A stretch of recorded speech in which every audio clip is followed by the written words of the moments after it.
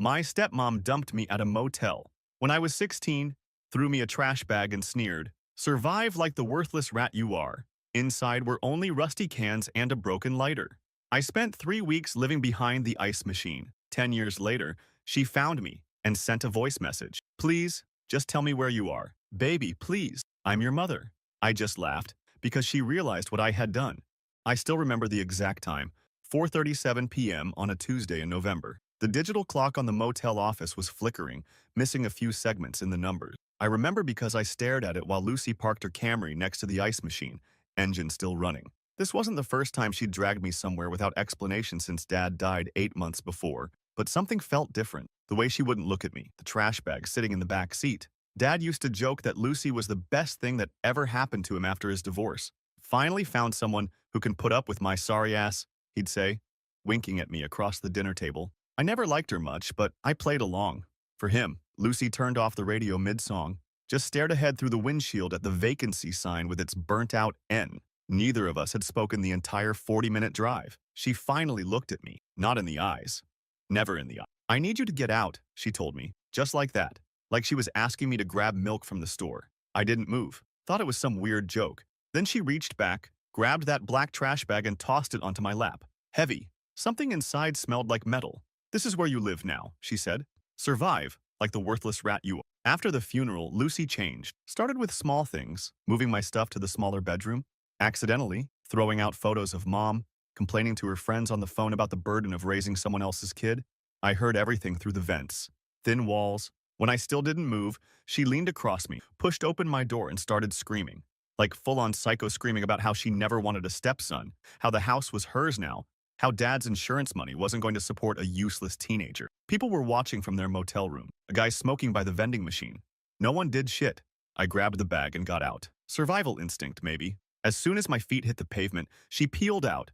Actual rubber burning. The smell stuck in my nose for days after. Stood there for maybe 20 minutes. Just standing. Brain completely offline. Holding that trash bag and watching the road like she might drive back. Laughing. Saying it was all some messed up test. Room rates posted on the office door, $59.99 night. I had exactly $7.43 in my pocket. November in Michigan, already getting dark. I opened the bag. 3 dented cans with no labels, a lighter with barely any fluid, a wrinkled t-shirt that smelled like the garage, a half-empty bottle of water, and a note. "Your father should have done this years ago." That's when I realized I was truly on my own. First night behind the ice machine was the worst. Temperature dropped to maybe 40 degrees. The machine's compressor kicked on every 20 minutes or so, vibrating the cement wall I was pressed against. Only upside? The exhaust vent blew warm air. I tried to open one of the cans using a rock. Took an hour. Cut my hand. Inside was corn. Cold, metallic-tasting corn that I ate with my fingers while curled up in that t-shirt, using the trash bag as a ground cover. Didn't cry. Too numb. By morning, I had a plan. Walk the 3 miles back to civilization. Find a phone. Call. Who? Mom had a new family in Arizona. Dad's parents were. Lucy had systematically isolated us from neighbors and Dad's old friends after he got sick. Junior year. History test tomorrow. Lucy standing in my doorway. "Your father needs to go to the hospital." That worried look on her face actually seemed genuine. Crazy how well some people can fake human emotion. I walked to the gas station down the highway, asked to use their phone. The clerk, older guy with a mustache, looked me up and down. Dirty clothes, unwashed, eyes probably wild from lack of sleep. "Sorry, kid," he told me. "Phones for paying customers." Bought a 75-cent coffee with my remaining money. Called 911. Explained my situation to the dispatcher. 2 hours later, a cop showed up. Officer Reynolds. Looked tired. I told him everything. He made some calls. Turns out Lucy had already filed a report. Claimed I'd been out of control, threatened her, stolen money, run away. My word against hers. And she had all the paperwork. Guardian, homeowner, grieving widow. Reynolds seemed skeptical, but told me there wasn't much he could do without proof. Suggested a youth shelter 30 miles away. Offered me a ride. I refused. Something inside me couldn't stand the thought of being institutionalized. Should have taken the ride. Day 3 behind the ice machine. Hunger becomes a physical pain, not just in your stomach, in your head, behind your eyes. Makes it hard to think straight. That's when Raul found me. Motel maintenance guy, 50-ish, missing 2 fingers on his left hand. He didn't say much at first, just looked at my pathetic setup. Trash bag, empty cans, the cardboard I'd scrounged from the dumpster, disappeared for 15 minutes. Came back with a sandwich wrapped in wax paper and a blanket that smelled like cigarettes. You can't stay here long term, he told me. Manager does room checks. Calls the cops on homeless people. Not homeless, I said. Just in between. Raul almost smiled. That's what we all say, kid. He showed me a better spot behind the laundry room. Steam pipes kept it warmer. Told me which dumpsters in the area got food thrown out that was still good. Which wasn't charity, just survival information. Dad teaching me to fish when I was 9. Always have a skill nobody can take from you, Bobby. Education, know-how. That's yours forever. Wonder what he'd think seeing me dumpster diving behind a Chinese takeout place at midnight. Day 7. Got a system going. Wake up at 5 a.m. before the motel staff arrives. Use the hose behind the building to wash up. Walk to the gas station bathroom to brush my teeth with a finger and stolen packets of sugar. During the day, I'd hang at the public library. Warm, free internet. Librarians didn't ask questions as long as I was quiet and didn't smell too bad. Started researching. Foster care. Horror stories mostly. Emancipation laws, complicated.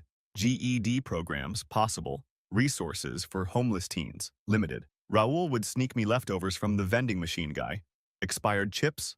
Dented soda cans, sometimes a real meal from his lunch. I started doing small jobs around the motel when the manager wasn't looking. Picking up trash, sweeping the walkways. Raul would slip me $5 here and there. Not enough to get ahead, just enough to not die. The rage built slowly. Not hot anger that makes you do stupid things. Cold anger, the kind that clarifies your mind, sharpens it. Every night, curled up in that blanket, I'd think about Lucy in my house. Sleeping in the bed she'd shared with Dad. Spending his money, living the life I should have had. And for what?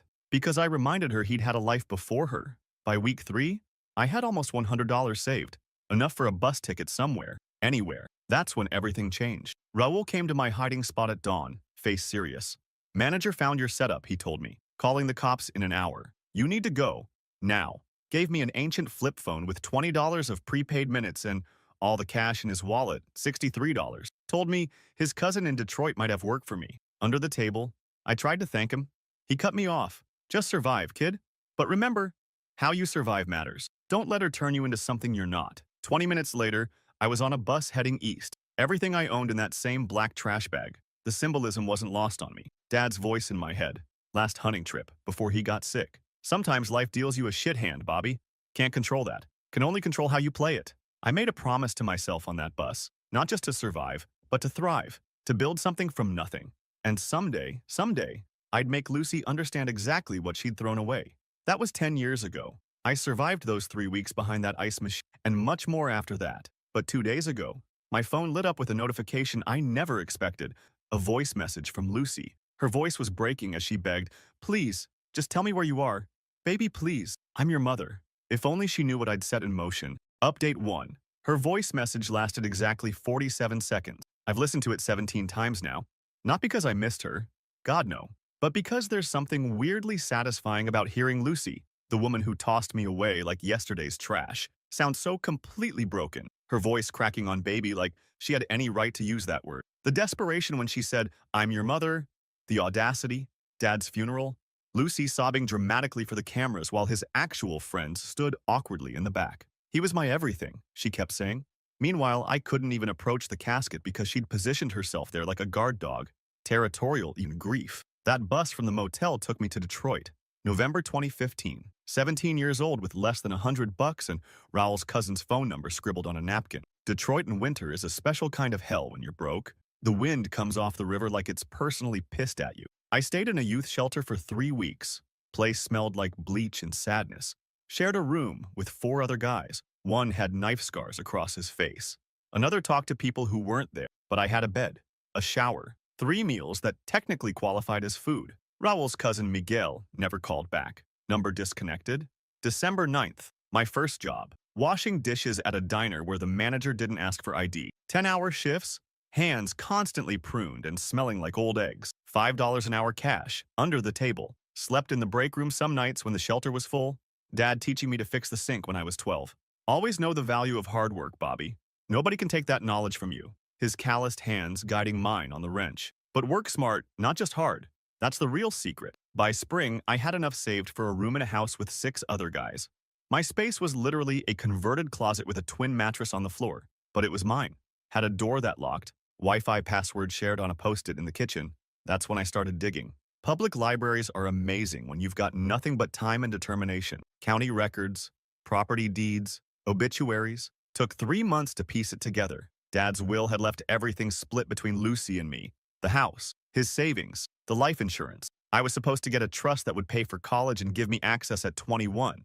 But Lucy had somehow filed paperwork showing I'd run away and was untraceable. Judge had declared me effectively abandoned my inheritance. Every penny went to her. The house I grew up in, the one Dad spent 15 years paying off, sold 8 months after she dumped me. She pocketed over $200,000. When I found those documents online, I threw up in the library bathroom. Not from sadness, from pure, unfiltered rage. Summer 2016. Working 2 jobs, diner in the mornings, gas station at night. Got my GED between shifts. Scored high enough for a partial scholarship to community college. Made a friend. First real one since everything went down. Eli. Computer science major. Gaming addict with insomnia who didn't mind hanging out at 3 a.m. when I got off work. He's the one who showed me how to really track people online. Lucy had moved to Florida, bought a condo, started calling herself a lifestyle coach on social media, posted beach pics and motivational quotes about leaving toxicity behind and starting fresh. The absolute irony nearly broke my brain. Dad and me fishing at the lake. I'm maybe 14. Bobby, you know what separates winners from losers? He asked. It's not being smarter or stronger. It's patience, waiting for the right moment. Most people give up right before they would have succeeded. I waited, worked, studied, saved. By 2018, I had an associate's degree and enough knowledge of financial systems to understand exactly what I needed to do. Not for revenge, that's what I told myself. For justice. Found a roommate situation that wasn't terrible. Met a girl, Sarah, accounting student, smart, funny. Kept me grounded when I'd spiral into Lucy hatred at 2 a.m. We dated for 8 months before I told her everything. Expected her to think I was pathetic. Instead, she helped me set up my first investment account. Sarah and I didn't last. She got a job offer across the country. But the plan she helped me craft did. January 2020. I finally had enough saved to make my first real move. Found a guy named Terrence who specialized in buying distressed debt. Not exactly legal, not exactly illegal. Gray area. Lucy, it turned out, had a spending problem. 5 credit cards maxed out. Condo mortgage underwater after a hurricane tanked property values. Lifestyle coaching. Business failing because, shocker, she was actually terrible with people. Terrence helped me buy one of her smaller credit card debts for cents on the dollar. $3,000. Meaningless in the grand scheme. But it was a start. I didn't contact her. Didn't try to collect. Just waited. Let the interest grow. Added it to my spreadsheet titled Rat Fund. Dad's voice always in the back of my head. The best revenge is success, Bobby. Live well. That drives people crazier than anything else you could do to them. But I wasn't that noble. Never claimed to be. 2021 to 2022 were grind years. Working remote data entry during the day, food delivery at night. The pandemic actually helped. Everyone wanted contactless everything. Tips were good if you were reliable. Made enough to expand the plan. Bought 2 more of Lucy's debts. Started a legitimate LLC with Sarah's help before she moved. Nothing flashy. Just a corporate entity that could legally purchase properties and debts. Found Lucy's mortgage through a specialty broker. It was in pre-foreclosure. She'd missed 4 payments. The lender was motivated to sell to avoid the foreclosure process. Cost me nearly every penny I had saved for 7 years. Worth it.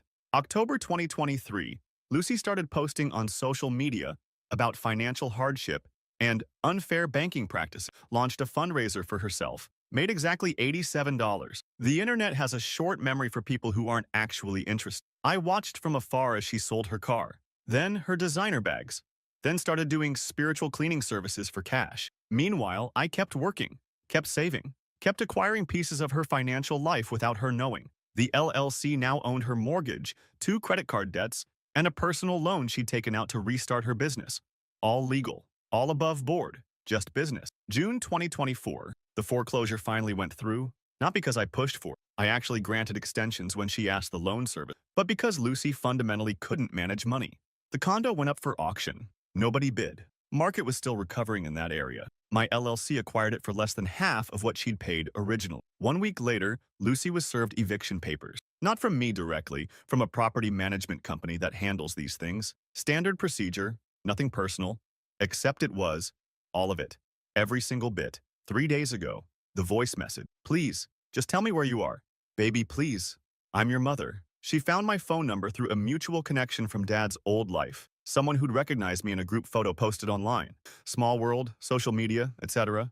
I sat in my apartment. Nothing fancy, just a one-bedroom with decent water pressure and windows that actually open, and listened to her beg. The same woman who'd sneered "worthless rat" while throwing me away like garbage texted Eli. He tracked her location from the message metadata. She was staying at a motel. Not the same one she'd abandoned me at. That would have been too perfect, but similar. Budget place off the interstate. I booked a flight for tomorrow, then called the motel and paid for her room for one more week, anonymously, not out of kindness, out of necessity. I need her to be there when I arrive. 10 years of planning, working, waiting. Tomorrow, I'm going to walk into that motel. I'm going to knock on her door, and I'm going to hand her a black trash bag containing exactly what she gave me. 3 dented cans, a broken lighter, and a note. But I'm also bringing the paperwork, all of it. The mortgage documents, the credit card debts, the foreclosure papers, the eviction notice, the deed to her condo, all with my LLC's name on them, all with my signature at the bottom. I want her to know that the worthless rat she threw away didn't just survive. I dismantled her entire life, piece by piece, year by year. I'm not proud of the darkness I've carried, but tomorrow I finally get to set it down. Finally update. Motel rooms smell the same everywhere. That specific blend of industrial cleaner, cigarettes, and desperation. Standing in the hallway outside room 118, I caught a whiff of it through the thin door and immediately time-warped back to being 16. My hands weren't shaking. That surprised me. 10 years of planning, and my body was somehow calmer than my mind. 8:17 a.m. I'd been standing there for 6 minutes already, the black trash bag in my left hand, manila folder of documents in my right. Through the door, I could hear a morning talk show playing too loud, the kind where everyone fake laughs at nothing. I knocked 3 times. Sharp, deliberate. The TV volume dropped. Footsteps approached. Hesitant, uneven. The security peephole darkened, then silence. 17 seconds of complete silence. When the door finally opened, it wasn't the dramatic movie moment I'd imagined. Lucy stood there in a faded t-shirt and sweatpants, hair pulled back in a messy ponytail. No makeup, dark circles under her eyes. She looked ordinary, older, obviously, tired. The Florida tan had faded to a dull, yellowish tone that made her look vaguely ill. For a second, she didn't recognize me, started to say something about housekeeping. Then she saw my eyes, Dad's eyes. Her hand went to her mouth, not dramatically, more like she was trying to physically hold something inside. A sound, a scream, words. Dad's birthday, 3 months before he got sick. Lucy making a big show of the cake she'd bought. "I know your favorite is carrot cake," she said, smiling for the photos. His favorite was German chocolate, always had been. I knew it. She didn't. Small thing, but it stuck with me. "Bobby," she finally managed to say. Her voice cracked on the second syllable. She stepped back, automatic, instinctive, like prey sensing a predator. I didn't speak, just stood there. Let her take in the grown man I'd become. 6 feet, shoulders filled out. No longer the skinny teenager she could intimidate. The trash bag swung slightly at my side. Can I hug you?" she asked, arms already moving forward. Muscle memory of fake affection. I stepped back, subtle, just enough. Her arms dropped, eyes flicked to the bag. Recognition dawned. The exact same type of black trash bag she'd thrown at me a decade ago. Her face did something complicated, like watching someone try to put on a mask that doesn't quite fit anymore. "I knew you'd make it," she said. "Always so resourceful, so smart, just like your father." Christmas morning. Dad's still alive but sick. Lucy complaining about my attitude problem while I opened the single gift she'd given me, a pack of socks. Meanwhile, her pile of presents from him took up half the living room. "You should be grateful," she hissed when he went to the bathroom. "Some kids get nothing." The motel room was depressingly familiar. Standard double beds, TV bolted to the dresser, coffee maker missing its carafe. Lucy's belongings were neatly arranged. Designer makeup bag on the bathroom counter, clothes hanging in the open closet, phone charging next to a half-eaten protein bar. Signs of someone pretending this was temporary, just a setback, not rock bottom. I finally spoke. My voice sounded distant to my own ear. "Rooms paid through next week," I told her. Her eyes widened. "That was you?" she asked. I nodded, set the trash bag on the bed nearest to her, unfolded the documents from my manila folder, laid them out one by one on the other bed. Mortgage paperwork, credit card statements, foreclosure notice, eviction papers, property deed, all with my LLC's name, all with my signature. Lucy stared at them. Confusion, then disbelief, then slow dawning horror. "You?" she whispered. "It was you? All of this? The foreclosure? The debts?" I nodded again. She sat down heavily on the bed next to the trash bag, hand pressed to her chest like she was physically holding her heart in place. "Why?" she asked. "Just Why? I almost laughed. The absolute audacity of that question. Because you left me in a place just like this, I said. With nothing but trash. The day after the funeral, Lucy going through Dad's closet, tossing his clothes into donation bags. I asked to keep his fishing jacket, the one we'd worn on trips to the lake. She said no. Said she'd already promised it to someone. Found it a week later in the trash. By then it was stained with coffee grounds and garbage juice. Lucy's face cycled through emotion. Shock, anger, fear, finally settling on something that looked almost like calculation. I didn't have a choice, she said. Your father left us with so many debts. The medical bills. I was drowning. Lie. I'd seen the insurance statement, the paid-off mortgage, the retirement accounts. I didn't answer, just tapped one finger on the paper showing Dad's life insurance payout. $350,000 deposited to her account 3 weeks before she abandoned me. She tried a different angle. You were so angry after he died, she said. Uncontrollable, breaking things, threatening me. I was scared for my safety. Another lie. I'd been quiet, withdrawn, grieving.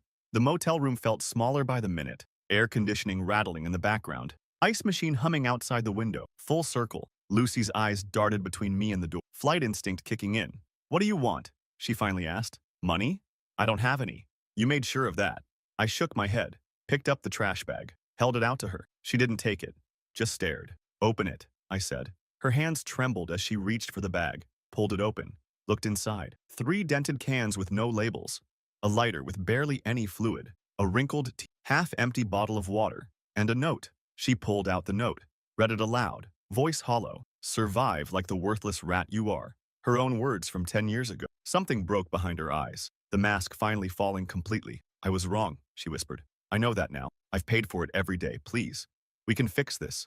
We're family. Dad in the hospital. Final days, morphine making him confused. Holding my hand weakly. Take care of each other, he mumbled. Promise me. Lucy nodding tearfully beside him. Me squeezing his hand. Both of us lying to a dying man. I gathered up my documents, straightened my jacket, looked around the motel room one last time.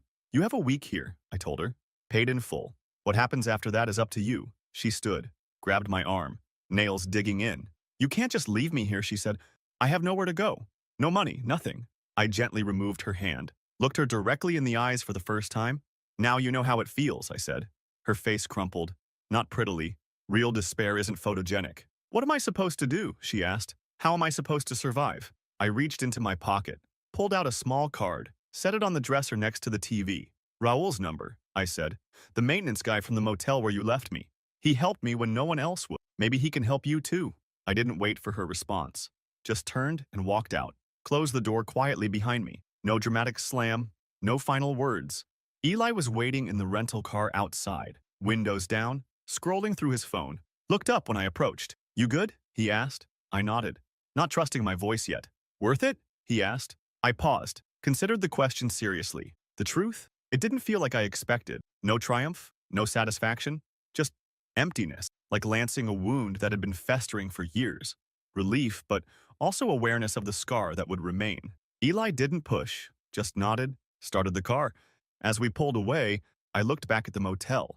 Lucy was standing in the doorway of room 118, trash bag clutched to her chest, watching me leave, just like I'd watched her drive away 10 years ago. The symmetry should have felt perfect. It didn't. 3 days later, back in my apartment, normal life resumed, dishes in the sink, bills to pay, neighbor's dog barking through the wall at 6 a.m. My phone buzzed.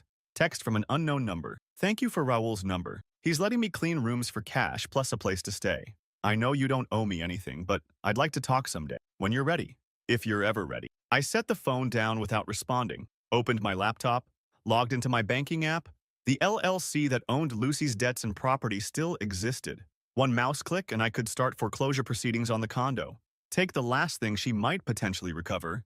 My cursor hovered over the button. Dad's voice, always in my head. The measure of a man isn't how hard he can hit, Bobby. It's whether he can walk away when hitting feels good but isn't right. I closed the laptop without clicking. Went to make coffee. Maybe someday I'd respond to her text. Maybe not. The power was in the choice. In not being that desperate 16-year-old anymore. Lucy would rebuild her life somehow. Or she wouldn't. That wasn't my responsibility anymore. For 10 years, revenge had been my North Star, my purpose. Now I needed to figure out who Bobby was without it. The coffee machine beeped. Outside, the sun was rising. Another day. The rest of my life. For the first time in a decade, I felt light. Not happy exactly, just unburdened. Turns out revenge isn't a dish best served cold. It's best not served at all. But damn, it felt good to throw away the recipe.